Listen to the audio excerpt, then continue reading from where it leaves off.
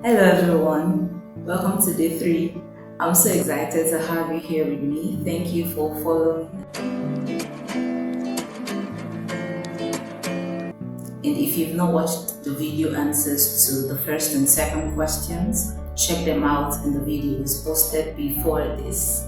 And if you still have anonymous questions, you want to ask some questions, the link is attached to this video. You would find it. Submit your questions and watch out for when the answer will be posted. Let's get over to today's question. I get angry easily. I sometimes feel I have the most annoying siblings in the world. They step on my nerves every now and then, and what's still, my parents are always on their side. They never understand my point. Okay, this is such an interesting question. It's more like a big sister thing. This is more like the complaints of every big sister with 2-3 younger siblings. But I want us to look away from your siblings being the offenders, the regular offenders, or the people that always, cause you to react. Let's look away from them and let's talk about the subject of anger generally and how to relate with them and how to deal with it. Because you will not live with your siblings forever, you would relate with other people, and trust me, you will see people that could be more annoying than your siblings are. So let's discuss it briefly. First, let's talk about 3 reasons you need to deal with anger. Number 1 is for the sake of your mental health. You see, when people offend you, look beyond what they have done. Look beyond what they have done and consider if your reaction will have a negative impact on your health. If it will have a negative impact on your health, then you should drop it. Your health is very important. You do not want to tamper with your mental health just because people are playing on your emotions. You're not a ball that they are kicking around. We'll get into how to deal with it shortly. Number 2, because of your relationship with others. This is very, very serious. People do not like to hang out with angry people, generally.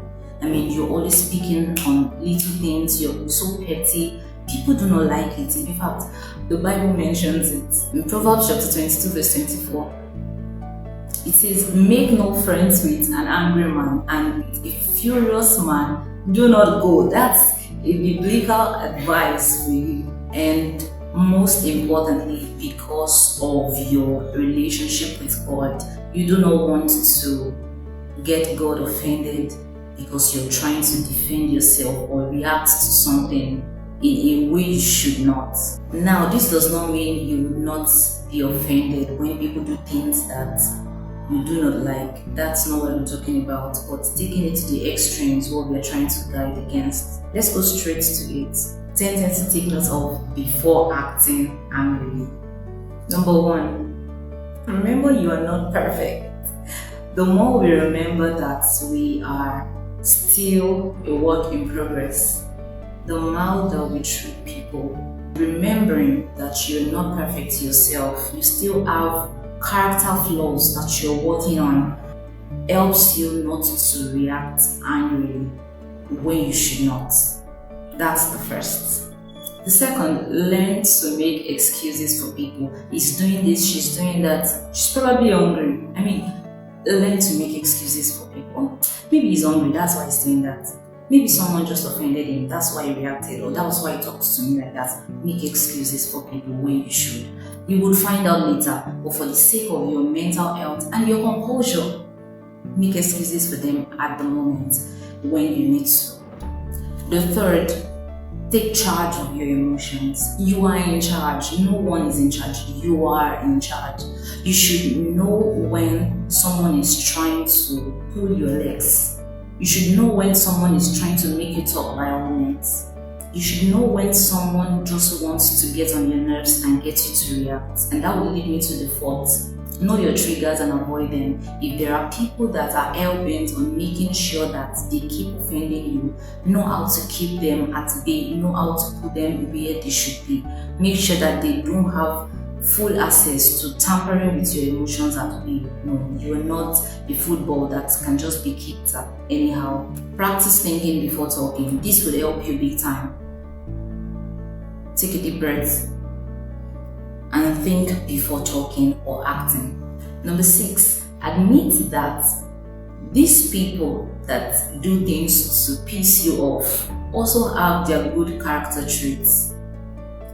If you focus so much on the negative characters that they exhibit, you would not find a reason to love them. And just before they even do anything, you can start trying to attack them. See the good side of them and try to understand why they are acting the way they are acting. Know when to overlook things and know when to react. Very simple. If you always speak on everything people do, you'll get yourself worn out. There are things, especially when dealing with children. I'm an educationist, for example. I know there are things a child will do, there are things my students do. There are times I just overlook it. There are times I talk to them about it. So you must know when to react and when to overlook. Number 8, learn to be expressive without raising your voice. Learn to express your feelings. Learn to express how you feel per time without raising your voice. There is a way you can talk to the person. Look, this thing you did, I don't like it, and I will appreciate if you change. Or would you mind I do this instead? Very simple. You don't have to always raise your voice. Number 9, don't wait until things get to the extreme before dealing with them. Don't wait. Don't bottle things up and then wait for the day of explosion. No, you don't have to do that. Deal with them in bits. You know, someone is always doing something to make you angry. Let the person understand. Let the person know that he or she is getting you pissed off. Don't keep bottling everything and saying, the day I will talk, the day I will talk. You don't have to do that.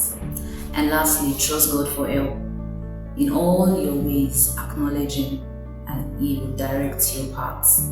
The Holy Spirit is the best assistant in helping you out of every of your weaknesses and of your challenges. Trust Him, He will teach you and guide you on how to manage your emotions. I believe you've learned something today.